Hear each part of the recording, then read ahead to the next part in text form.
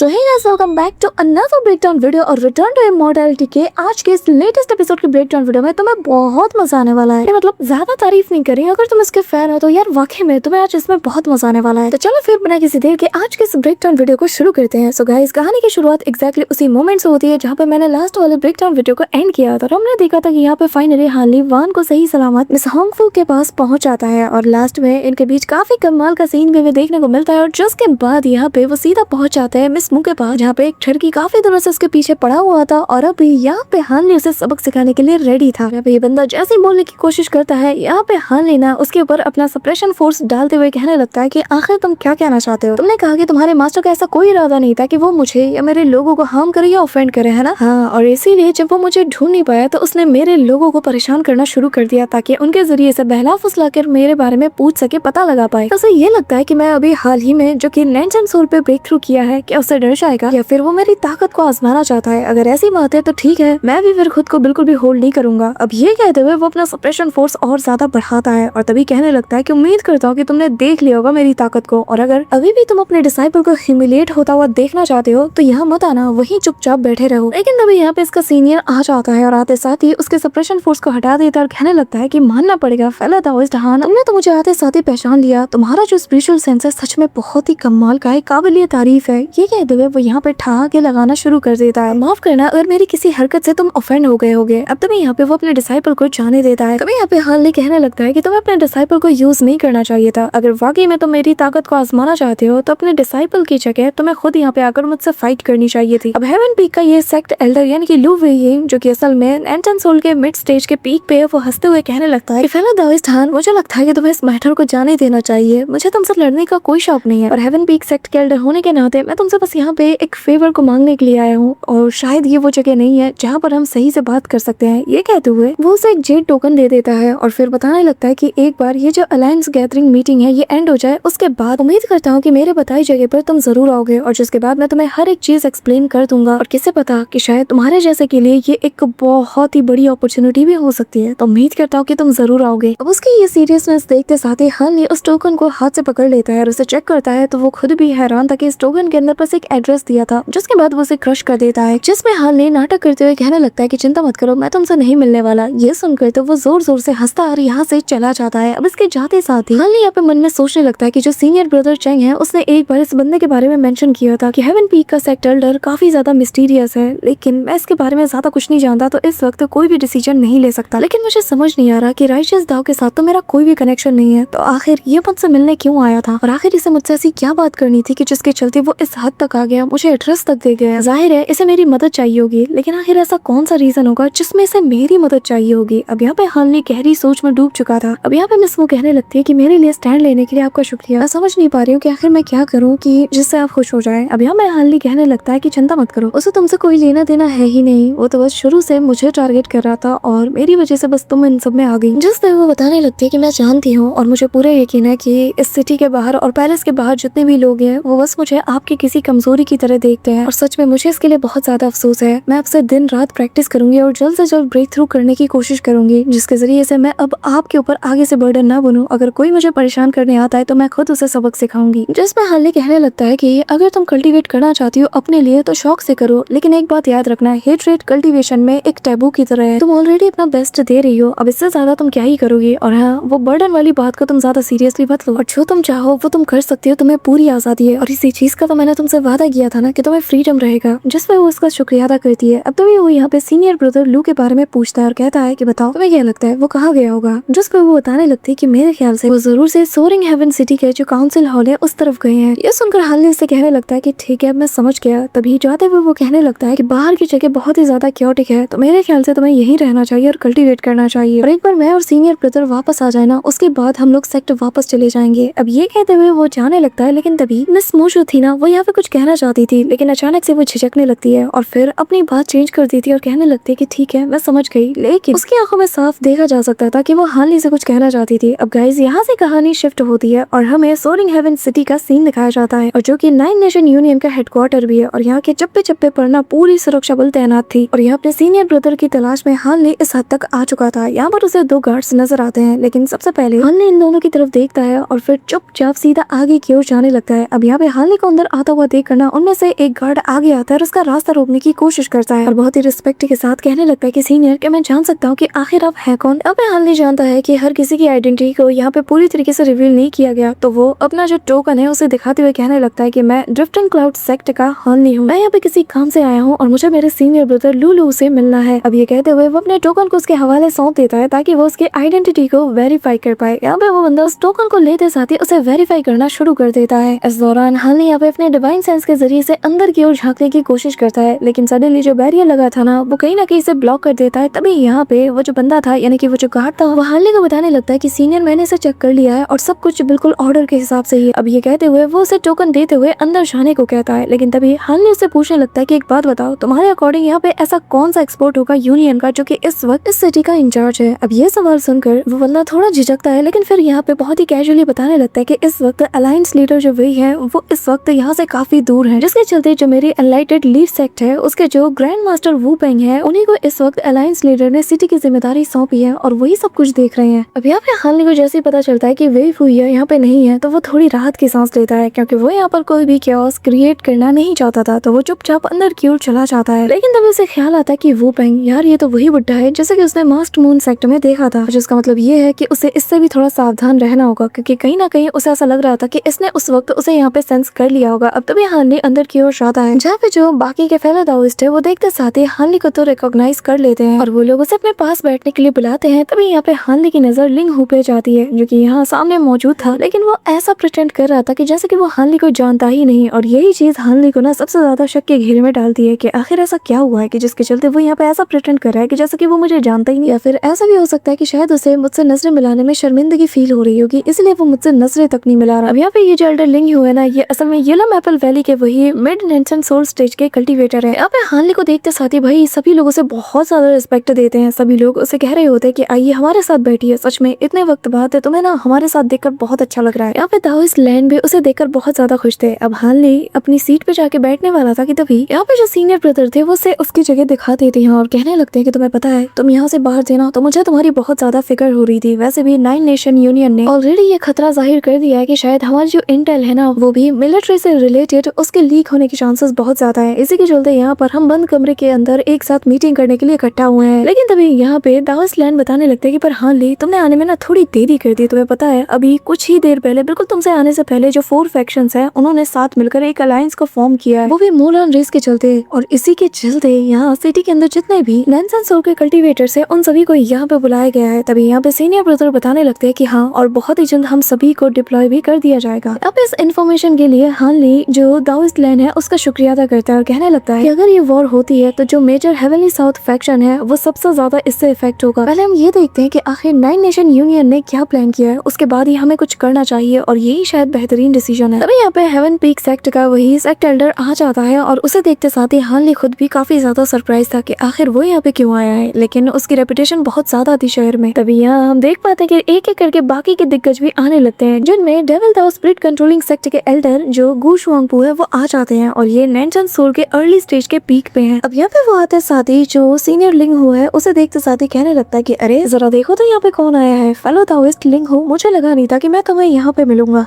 मेरे ख्याल से इस वक्त तुम्हें अपने डिसाइपल्स के पीछे जाके छिपना चाहिए, लेकिन तुम तो यहाँ हमारे मीटिंग में हो। अब ये कहते हुए वो उसे रोस्ट करते हुए अपनी जगह पे बैठ जाता है। तभी यहाँ दूसरा बंदा कहने लगता है कि बेहतर यही होगा कि डेविल दाओ तुम अपने लिमिट्स को पुश मत करो। दूसरों की टेरिटरी को चुराना ऑलरेडी तुम्हारे लिए एनफ नहीं था कि अब तुम यहाँ पर उन्हें सबके सामने से बुली भी कर रहे हो। तुम्हें क्या लगता है कि तुम यहाँ पर अपना डेमोनिक नेचर दिखाओगे और यहाँ पे सामने वाले को जलील करोगे और हम सभी लोग चुप रहेंगे? हाँ। तभी लिंग हू कहने लगता है कि फेलो दाओइस्ट गू, तुम्हारे कंसर्न के लिए शुक्रिया, लेकिन मैं खुद को प्रोटेक्ट कर सकता हूँ और बात जब तुम्हारे जैसे लोगों की हो ना तो उनसे निपटना मुझे अच्छे से आता है। और वैसे भी जो 9 नेशन यूनियन है उसने येलो मैपल वैली को एक बार मदद किया था और इसी के चलते मुझे आज यहाँ पे आना पड़ा। और मेरे ख्याल से इस वक्त जो हमारे सामने दुश्मन खड़ा है तुम्हें उसके बारे में ज्यादा कंसर्न लेना चाहिए, बजाय इसके कि तुम मुझे यहाँ पे सबके सामने जलील करो। और अपनी जुबान का थोड़ा ख्याल रखना, क्या पता इसे चलाने के चक्कर में किसी मूलान बारबेरियन के हाथों में तुम अपनी जान गवा दो। अब ये कहते हुए वो अपनी पावर की औरा को भी रिलीज करता है। इस दौरान हानली जब इनकी गहमा गहमी को देखता है ना तो मन में सवाल करता है कि न जाने ये अलायंस कब तक टिकेगा, क्योंकि जिस हिसाब से ये एक दूसरे को नीचा दिखाने में लगे हुए हैं और स्पेशली पास्ट में जो इनके ग्रजेस रहे हैं वो लगातार इस अलायंस में दरारें डाल रही है। अब यहाँ पे जो एल्डर वू पेंग है वो आ जाता है और उसे देखते साथ ही सभी लोग रिस्पेक्ट देते हुए इसके सामने सभी लोग झुक जाते हैं। और तभी यहाँ पे वो कहने लगता है कि बेहतर उत्तर यही होगा कि हमें अपने दुश्मन के बारे में सोचना चाहिए। यहाँ आपस में लड़ने से अच्छा है कि हम दुश्मन पे फोकस करें। अब इस दौरान यहाँ पे जो दूसरा एल्डर था वो कहने लगता है कि वैसे एक बात बताओ, आखिर बाहर जंग के हालात कैसे चल रहे हैं, आखिर हमारी क्या सिचुएशन है। जिस पे यहाँ वो बहुत ही दुखी के साथ बताने लगता है कि जो स्काई वैली है वो पूरी तरीके से बर्बाद हो चुकी है और दुश्मनों के हाथों चली गई है। ये सुनकर सबके होश उड़ चुके थे और तभी सीन शिफ्ट होता है और हमें स्काई टेरेस वैली का सीन दिखाया जाता है। और यहाँ पे जो येलो ड्रैगन माउंटेन्स थे ना, यहाँ पर अलग ही सीन चल रहा था। मुलान रेस की सेंटेंस तो यहाँ पे बिल्कुल इनके ऊपर अपनी कहर बरपा रही थी और यहाँ पे हम देख पाते हैं कि जो नाइन नेशन यूनियन के बू यूनियन है वो इन्हें रोकने के लिए अपनी पूरी जी जान लगा देता है। हालांकि ये बंदा सिर्फ अर्ली 9 स्टेज पे है जो कि इस वक्त पी की पावर का यूज कर रहा था। इस दौरान उसकी कमांड में जितने भी लोग थे सभी लोग एक साथ धावा बोल देते हैं, लेकिन जो मुलान रेस के लोग थे ना, ये लोग इनके ऊपर भारी पड़ रहे थे। अब यहाँ पे इनके बैरियर को भी ये लोग अटैक कर करके तोड़ देते हैं, जिसके चलते अब इनका डिफेंस और ज्यादा कमजोर हो चुका था। जितने भी फॉर्मेशन मास्टर्स थे ये आगे आते साथ ही इस फॉर्मेशन को रिपेयर करते हुए बैरियर को और ज्यादा स्ट्रॉन्ग करने में लग जाते हैं, लेकिन इनकी स्ट्रेंथ बहुत ज्यादा कमजोर हो चुकी थी। ये लोग अच्छे से जानते हैं कि अब ज्यादा देर तक ये लोग इस चीज को होल्ड करके नहीं रख सकते थे, इनको पीछे हटना ही होगा। लेकिन इनके पास तो यहाँ से भागने का भी समय नहीं था। तभी यहाँ पे इनका जो सीनियर था वो कहने लगता है कि जल्द से जल्द सबके सब यहाँ से रिट्रीट करो। लेकिन तभी हम मुलान रेस के उस एल्डर को देख पाते हैं जो कि एक ऐसी टेक्निक का यूज कर रहा था जो कि असल में मुलान रेस का ग्रैंड स्प्लिट फॉर्मेशन है और कहने लगता है कि मेरे रहते तुम लोग यहाँ से कभी नहीं निकल सकते। जिसके चलते अब गाइस यहाँ पे काफी सारे मीटियोर जैसे बड़े बड़े पीसेस जो है इनके ऊपर गिर रहे थे और तभी वो यहाँ पर आसपास की चीजों को भी एक साथ गैदर करते हुए सीधा इन सब के ऊपर उसे उतार देता है। और ये बैरियर जो कि जैसे तैसे अब तक अपने बल पे खड़ा था, जैसे ही वो बड़ा सा अटैक उससे टकराता है ना, ये पूरी तरीके से चूर चूर हो चुका था।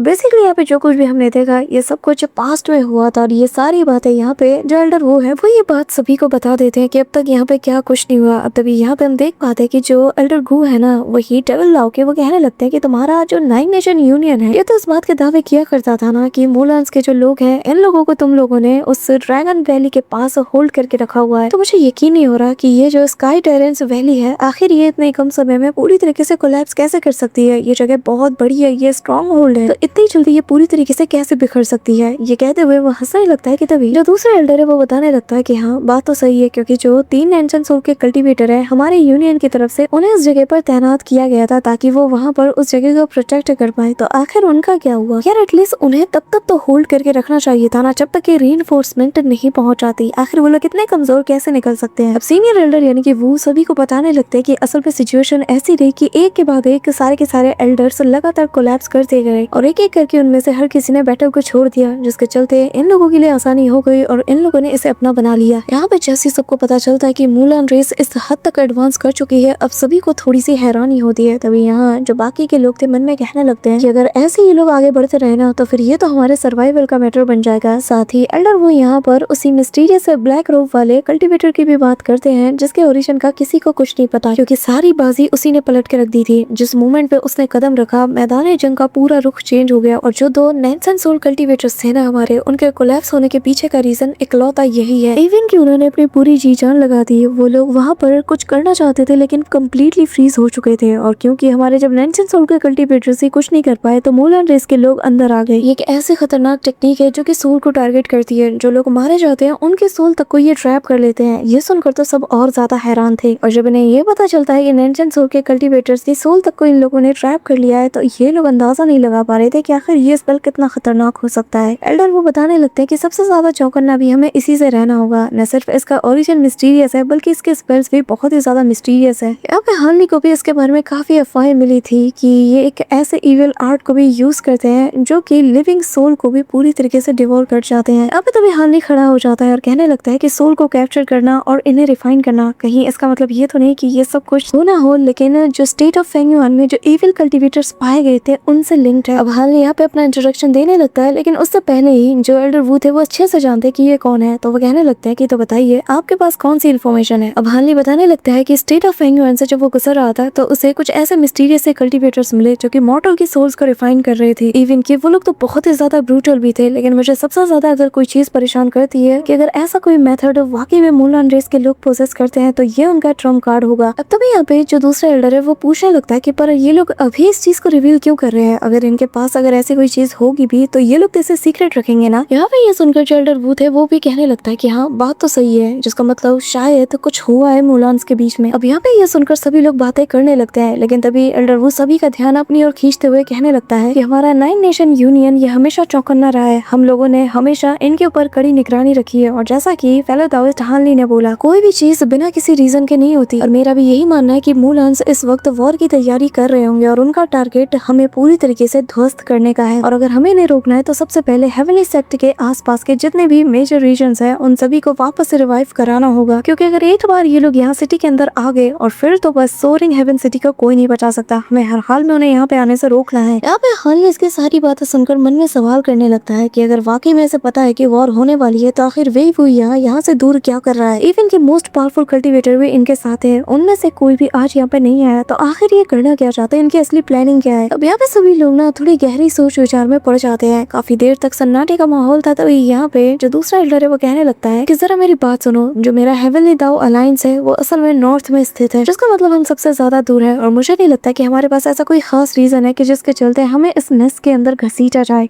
तभी वो एल्डर हानली की तारीफ करता है और कहने लगता है कि वैसे एक बात तो माननी पड़ेगी, जो फेलो दाओइस्ट हान है वो हमारे हाथों में काफी कमाल के इंटेलिजेंस लाए हैं और मैं और मेरी पूरी टीम हम लोग तो अपनी मर्जी के साथ मूलांस का सामना करने के लिए तैयार है, लेकिन जिनके घर में ये मुसीबत सबसे पहले आने वाली है उन लोगों का क्या कहना है। यहाँ पर सारे के सारे चुप बैठे हैं, तुम लोगों को तो आपस में लड़ने से ही फुर्सत नहीं। यहाँ पे हानली उसकी बात सुन के बंद स्माइल करता है। अब तभी यहाँ पे जो सीनियर एल्डर माँ है ना वो यहाँ पे हंसने लगता है। उसकी हंसी देखकर वो कहने लगता है कि आखिर तुम्हें किस बात पे हंसी आ रही है, तुम तो बचपन से मेरे सेक्ट में ही कल्टिवेट करते हुए आए हो, इवन कि तुमने हमारे उस होली स्पिरिट वाटर तक को भी चुरा लिया और हमारे जो ओल्ड चेंग है उसको इंजोर भी किया। तो बताओ आखिर तुम्हारा क्या ख्याल है, क्यों ना हम पहले उस स्कोर को सेटल कर लें, उसके बाद कुछ डिसाइड करेंगे। अब यहाँ पे फायर ड्रैगन एल्डर को सभी लोग बुरा भला कह रहे होते हैं और यहाँ पे जो एल्डर वो है वो सभी को चुप करा रहा था कि चुप हो जाओ, हमें इस वक्त ऐसे बात नहीं करनी चाहिए, लेकिन कोई भी शांत नहीं होता। लेकिन फायर ड्रैगन एल्डर वो तो किसी को भी नहीं छोड़ता, वो तो यहाँ डेविल दाओ के एल्डर को भी आड़े हाथों लेता है और कहने लगता है कि अगर तुम यहाँ ना होते और बाहर होते ना, तुम्हें निपटाने के लिए तो मैं खुद यहाँ पे आने वाला था। खुद को खुशकिस्मत समझो कि यहाँ पर जिंदा और सही सलामत हो। अब फायर ड्रैगन एल्डर की बात सुनकर सभी लोग भड़क जाते हैं और कहने लगते हैं कि अपनी हद में रहो, तुम्हें क्या लगता है कि हम सब तुमसे डरते हैं। यहाँ पे ये दोनों तो फाइट करते रहते हैं, लेकिन लिंग हो आंखों में हानली को इशारे कर देता है और जिसके बाद ये लोग एक दूसरे के साथ हाय हेलो करते हुए यहाँ पर बस इनका झगड़ा एंजॉय कर रहे थे। अब शाम का वक्त हो चुका था और हानली यहाँ पर फायर ड्रैगन वाले एल्डर के साथ मौजूद थे, साथ ही दूसरे एल्डर भी थे और इस दौरान वो कहने लगता है कि आज जो हुआ वो नहीं होना चाहिए। अब यहाँ पे तभी उसकी बात सुनकर दूसरा एल्डर कहने लगता है कि हाँ बात तो सही है, लेकिन जो फेलो दाओइस्ट लैन ने किया ना, जो सीनियर ब्रदर चेन का स्टैंड लेके, वो सच में काबिलियत तारीफ था और इन लोगों को ना सच में जरूरत है ऐसे फटकार लगाने की, वरना ये लोग कुछ ज्यादा ही खुद को समझ रहे थे। अब ये तीनों यहाँ से आगे बढ़ रहे थे और ये लोग यही बात कर रहे थे कि जो मूलान रेस कर रहा है और वो जो मिस्टीरियस कल्टिवेटर्स के मिस्टीरियस से जो मेथड्स है उसके बारे में हमें जल्द से जल्द कुछ करना होगा। लेकिन इस दौरान यहाँ पे जो सीनियर ग्लेन है वो कहने लगते हैं कि ऐसा पहली बार नहीं हो रहा है, इससे पहले भी मूलान रेस काफी सारे मिस्टीरियस टेक्निक्स का यूज करती हुई आई है, लेकिन जब तक हम उन्हें एक जगह पे कॉर्नर कर दे तब तक हम लोग सही सलामत है। एक बार ये लोग फ्रंट लाइन की तरफ बढ़ने लगे ना तो फिर इन्हें रोक पाना बहुत मुश्किल है। लेकिन अगर राइचियस और जो डेविल दाओ फैक्शन है इन्हें अगर साथ आकर एक दूसरे के साथ मिलकर इनका सामना करने को कहा जाए ना तो ये लोग कभी भी एक मंच पे एकजुट नहीं होने वाले। लेकिन इस बार डिफरेंट है, ये सभी लोग एक साथ मिलकर सामना करने के लिए तैयार है। अब सीनियर ब्रदर लू हानली को बताने लगते हैं कि वैसे जो तुम और एक एसेंस की बात कर रहे थे ना, इस बार जो अलायंस है वो रिवॉर्ड्स के तौर पर काफी सारी चीजें दे रहा है, तो शायद हमें उस चीज का पता लग सकता है, जिसका मतलब ये है कि हमारे एफर्ट्स जाया नहीं होने वाले हैं। अब यहाँ पे हानली भी हमें जवाब देता है। ये तीनों यहाँ से जाने लगते हैं। तभी यहाँ पे हानली को कुछ फील होता है और तभी वो पीछे पलटकर जैसे अपने डिवाइन सेंस से देखता है तो स्माइल करता है। अब तभी यहाँ पे वो अपने दोस्तों से कहने लगता है कि मुझे किसी से मिलना है, एक पुराना दोस्त मेरे इंतजार में है। जिस पे सीनियर ब्रदर कहने लगता है कि ठीक है तुम जा सकते हो, लेकिन अगर तुम्हें जरा सी भी मेरी जरूरत फील हो तो एक बार बस याद करना। अब हानली चला जाता है तो उसे जाता हुआ देखकर वो थोड़े परेशान थे, लेकिन फेलो दाओइस्ट लैन उसे समझाने लगते हैं कि अगर उसे वाकई में येलो मैपल वैली वापस जाना होता तो वो अब तक इंतजार थोड़ी करता, वो तो कब का चला जाता। लेकिन यहाँ पे सीनियर ब्रदर जानते हैं कि अगर हानली इरादा बना ले तो कोई नहीं रोक सकता। अब तभी वो ये बात दाओइस्ट लैन को भी बताने लगता है, जो सुनकर वो हंसता है और कहने लगता है कि तो फिर तो तुम्हें परेशान होने की जरूरत नहीं है क्योंकि तुम्हारे बस में कुछ भी नहीं है। ये कहते हुए वो यहाँ से जाने लगता है और उसके पीछे पीछे सीनियर ब्रदर भी जाने लगते हैं। और बस इसी सीन के साथ गाइज हमारा आज का ये ब्रेकडाउन वीडियो यहीं पे एंड होता है। और वीडियो तुम्हें कैसी लगी कमेंट में जरूर बताना और इसके नेक्स्ट ब्रेकडाउन वीडियो में काफी ज्यादा मजा आने वाला है। बट उससे पहले गाइज अगर तुम वीडियो को यहाँ तक देख रहे हो मेक श्योर कि तुम वीडियो को लाइक करके चैनल को सब्सक्राइब जरूर कर रहे हो। तो मिलते हूँ मैं तुमसे नेक्स्ट ब्रेकडाउन वीडियो के साथ, तब तक के लिए बाय।